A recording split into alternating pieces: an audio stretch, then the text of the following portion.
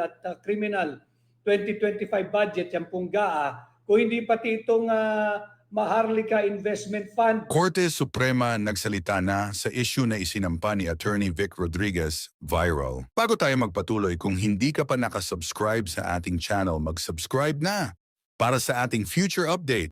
Ngayong araw nga lang naglabas na ng desisyon ang Korte Suprema laban sa kasong isinampa ni Attorney Vic Rodriguez sa maanomaliang General Appropriation Act. Nagugat ito noong nalaman ni Attorney Vic Rodriguez na maraming blanco sa BICAM report na hindi umano dumaan wastong proseso. Kaya humiling ito sa Korte Suprema na ideklara ito bilang unconstitutional ang nasabing budget.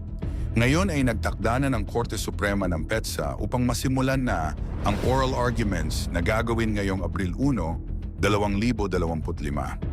Inihain ang petisyon ni na Attorney Vic Rodriguez at iba pa na naninindigan na ang GAA ay labag sa konstitusyon dahil hindi ito naglaan ng mandatory funding para sa PhilHealth.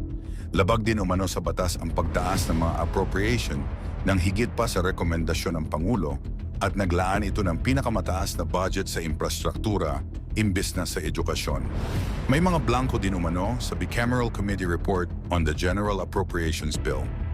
Ang preliminary conference ay itinakda sa Pebrero 28, 2025 alauna sa Session Hall, SC Main Building, Manila. Ngayon sa ginawang interview ni Attorney Vic Rodriguez ay sinabi nitong dapat masimulan na ng mas maaga o sa lalong madaling panahon ang pag-iimbestiga laban sa bicameral report dahil sa kadahilan ng almost 50% na ng budget ang pwedeng ilabas. Sinabi rin nito na dapat ay mag-ingay ang mga mamamayan upang mas makita ng Korte Suprema kung gaano kaporsigido ang lahat para makamit ang hustisya sa Bicameral Committee Report na naging usap-usapan noon. Dapat raw ay dumaan sa wastong proseso ang mga ito bago naging batas dahil ito raw ang trabaho ng mga mambabatas na siguraduhin na ligtas ang pundo ng bayan laban sa mga taong may masasamang balak rito. Ngayon ating pakinggan ang buong pahayag ni Attorney Vic Rodriguez. At criminal 2025 budget, yan pong GAA, kung hindi pati itong Maharlika Investment Fund na kinuha po yung pera ng PhilHealth, kung matatandaan po ninyo, hindi ba? 60 billion pesos ng PhilHealth kinuha po nito. Kaya ito po ay itinakda ng Korte Suprema yung sa GAA natin ng April 1, diyan po sa kanilang en-banc session sa Baguio. Marami pong nagme-mensahe sa akin at tinatanong kung meron bang na-issue'ng TRO. Wala pa hong na-issue'ng TRO. Ako'y nanghihinayang sapagkat I've been making my research. Wala pala kulang pa ako sa facts na malaking bahagi po ng 2025 budget ay nailabas na ng gobyerno ni Bongbong Marcos. Nagagamit na, nandiyan na po sa pipeline at rini-release na ng DBM. Nakakatakot po ito sapagkat April 1 pa ang oral argument.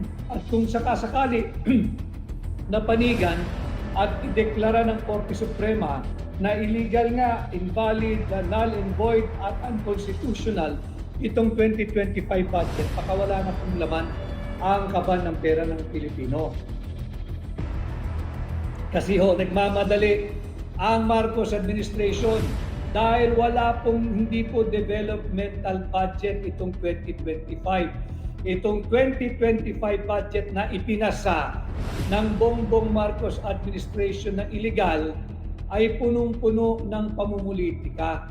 Binusog po nila yung para sa AKAP, binusog po nila yung para sa AIX, binusog po nila yung para sa kanilang mga pet projects o yung pork barrel. Tangan-tangan po yung tinatawag na ang program appropriation. Kaya nakakatakot. Sana magpupulong po kami nung iba pang petitioners at yung mga abogado ho natin kung ano ang maaari pa nating gawin for the time being between now and April 1 para makahiling tayo muli sa Korte Suprema ng maaaring reiterative motion na mag-issue ng temporary restraining order at makapag-issue na rin ng subpoena. Subpinahan po ang House Bills and Index Service para ilabas yung enrolled bill at subpinahan yung House Bills and Index Service para ilabas yung General Appropriations Bill. Mahalaga po kasing maiproduce ito bago pa magkaroon ng oral argument para makapaghanda din po yung ating mga abogado at kami mga petitioner sa pag-argue diyan sa Korte Suprema. Maipakita natin na blanco yung final approved, signed, and ratified Bicameral Conference Committee report na unang sinabi ng Malacanang wala raw blanco at tinawag pa kaming sinungaling. Ngayong may desisyon na ho ang Korte Suprema, napatunayan natin na sinungaling ang Malacanang sapagkat pinagbigyan ng Korte Suprema na magpatuloy ang ating kaso. At katunayan, meron pong oral argument pagdating ng April 1 dyan po sa kanilang session sa Baguio ngayong parating na April 1, 2025. Balik tanaw po tayo, no? Bakit ba natin question at bakit ba tayo nag-file ng kaso sa Korte Suprema? Unang-una, sinasabi nating unconstitutional, immoral, illegal, invalid, at criminal ang 2025 budget sa 4 na kadahilanan. Simulan ko po muna doon sa BICAM, itong Vicecam, hinijak yung NEP. Pati po ang Vicecam, ninakaw yung NEP. Ano po yung NEP? Ulitin ko para sa kaalaman ng higit na marami nating kababayan. Ako'y natutuwa, ulitin ko. Ultimo mga ordinaryong tao ay nag-uusap na po patungkol sa ating budget. Maganda po ito dahil sabi ko nga, sisikapin ko sa aking diretsyong pakikipag-ugnayan sa inyo na pasimplihin ang ating mga usaping panlipunan. Nang sa ganoon, lahat kayo may tinig. Lahat kayo magkaroon ng opinion at hindi naman kinakailangan kayo sumang-ayon sa akin that this is my way, ang aking pong ambag. Maliit na ambag ko sa nation building. I am trying my best to simplify the terminologies, yung usapin, nang sa ganoon may ataas po natin yung antas o level ng diskursong pampubliko. It is one of my advocacies to lift the level of public discourse para naman natututunan po ng ating mga sambayan ng Pilipino, lalo na yung kabataan, yung mga mahalagang usaping panlipunan. Kaya po natin kine-question itong ating tinatawag na illegal, invalid, immoral, unconstitutional at criminal 2025 budget. Unang-una, yung Vicecam, yung committee po na nagpasa ng blankong Bicameral Conference Committee report. Yung Vicecam, scam po malaki yan eh. Yung Vicecam, hinijak po, ninakaw pati yung NEP. Yung NEP po yung National Expenditure Program. Ito po yung panukala ng tanggapan ng Pangulo. In our case, si Bongbong Marcos. Nagpanukala po siya ng budget natin for 2025. Ang tawag po doon sa sinumiti niya sa Kongreso, pareho po yan. Sa mababang kapulungan at sa mataas na kapulungan ay yung NEP, yung National Expenditure Program. At naaayon po sa ating saligang batas na walang kapangyarihan ang Kongreso ang tanggapan ng Pangulo ng Republika ng Pilipinas. Ang nangyari po, ibang-iba yung anyo na lumabas doon sa final Bicameral Conference Committee report. Hindi na nga po makilala ng mga senador at kongresistang tapat. Hindi na ho nila makilala. Ang sabi nga po niyan, yung panukalang budget for 2025 na linalaman ng NEP, yung National Expenditure Program, ay mangled beyond recognition. Talagang hindi mo na makilala. Bakit? Hinijak po ng Vicecam. So yung mga miyembro ng Vicecam, hindi lang po nang i-scam ito, nang hijack pa po ito. Ninanakaw pati yung diwa ng NEP. Tama po, ninanakaw nila yung diwa ng NEP.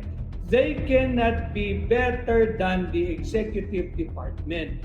Ang Executive Department po ang nagpaplano, nagproprograma, naglilinyada, naghahanda ng ating taunang budget. Nakausap yung iba't ibang ahensya, departamento, yung bureaus, at kaya nga po di ba nalalaman ninyo, nagkakaroon ng budget hearing.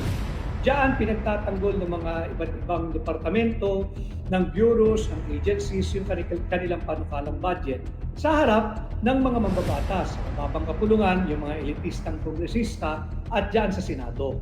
At nakikita natin, medyo minsan bakbakan, dahil ginigiit ng ahensya o ng departamento yung kanilang gustong gawin, hinaharang naman ng mambabatas. Yun po yung nakikita natin. Subalit, malaking himala po ang nangyayari sa likod ng mga debating yan sapagkat nakaabang si Vice Camp. Si Vice Camp po, itong 2025 budget natin, kaya natin sinasabing unconstitutional. Unang-una, hinayjack po nila, ninakaw, pinalitan yung panukalang budget ni Bongbong Marcos na nakalagay doon sa kanyang net. Ibang-iba po yung itsura. And again, our basis for saying that this is unconstitutional is Article 6, Section 25. Malinaw po sa Article 6, Section 25 of our Constitution na hindi maaring taasan ng Kongreso yung panukalang budget ng tanggapan ng Pangulo. Malinaw po yan, pakicheck po ninyo. Wala lang akong hawak na kopya ng saligang batas ngayon ng ating konstitusyon. Pero pakicheck po ninyo Article 6, Section 25. Malinaw dyan na Congress may not increase yung panukalang budget or appropriation ng tanggapan ng Pangulo representing the whole bureaucracy, him being the head of the executive department. Ang nangyari higit na mataas yung ipinasa ng Vice Camp. Bakit po bawal ito? Kasi yung nalalaman ng executive department, magkano lang yung actual revenue na meron tayo. Magkano yung koleksyon sa buwis, sa kung saan-saan. At magkano yung uutangin. Alam ng executive department yun. Alalaman din ng mga mambabatas pero hindi po nila probinsya yan. Hindi po nila expertise yan. Hindi po nila linya yan. Yan po ay eksklusibong mandato ng executive department. Ngayon, ninakaw po ng Vice Camp. Hinayjack yung NEP, kaya sinasabi natin unconstitutional dahil yung budget po natin for 2025 na ipinasa ng ating mga mangbabatas ay ibang-iba doon sa pinanukala ng tanggapan ng Pangulo. So isang ground po yan. Pangalawa, malinaw din po sa ating saligang batas. Article 14, pakisilip din po ninyo. Article 14, Section 1, Article 14, Section 5. Ito po yung mga mahalagang provisions na dapat ninyong tingnan. Article 14, Section 1, ginagarantiyahan po ng Estado na ang karapatan ng bawat Pilipino sa isang quality education para sa lahat. Karapatan po yan hindi po pribilehiyo. Yan po ang pagkakasulat sa ating saligang batas. May garantyang ibinibigay ang Estado. Nabibigyan ng daan ang bawat Pilipino bilang bahagi ng kanyang karapatan sa isang quality education para sa lahat. At kung titingnan po ninyo yung Article 14, Section 5, nandyan din ho yan na ang pangunahin, ang prioridad pagdating sa budget allocation ay ang education sector. So dito, makikita natin nag-violate na naman po ang Bongbong Marcos administration. Bakit? Ito pong taong 2025, higit pong malaki ang ibinigay na funding o pondo sa public works. Kitang-kita po yan. Nasa 1 trillion pesos mahigit ang public works. Ang education sector ay nasa 900 billion pesos lamang. Ito ay malinaw na paglabag sa ating saligang batas. Linabag po nito ang Article 14, Section 5. Kaya po nandito na ang ating kaso. Nagpapasalamat tayo sa Korte Suprema at nag-schedule na nagtakda na ng oral argument. Ito pa lang ay tagumpay na. Napatunayan natin na ang nagsisinungaling ay ang Malacanang. Napatunayan natin na ang malisyoso ay ang Malacanang. Napatunayan natin na ang fake news ay ang Malacanang. Sinabi nila noon na walang blanco, eto na umuusad na ang kaso. Kaya nga po ang titulo ng ating programa, ang gaan ni Marcos namumuro.